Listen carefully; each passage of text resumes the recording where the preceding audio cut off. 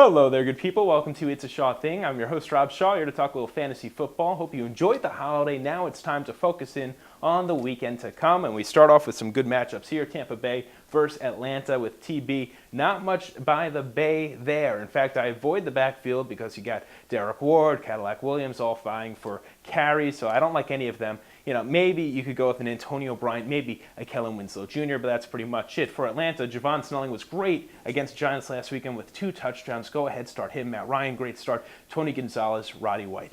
Next up, another good matchup, Cleveland versus Cincinnati. That Cleveland defense is horrible. Cincinnati with plenty to prove.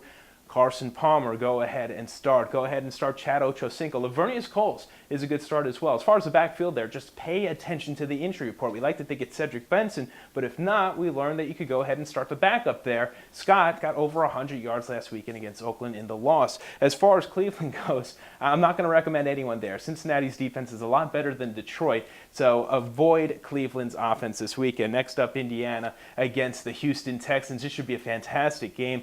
Go ahead and start everyone pretty much. Dallas Clark, Reggie Wayne, Peyton Manning, Joseph Adai, all good starts for Houston. Andre Johnson, Matthew Schaub. Pay attention with what we get from Steve Slayton, because this is a guy who's kind of been hot and cold, so this is really a gut call for you. See if there's some other options out there. As far as the tight end, remember, Owen Daniels out for the year, so avoid him. Only start the tight end for Indianapolis. And then we finish off with the most intriguing of matchups. We're talking Monday Night Football between New England going against the New Orleans Saints.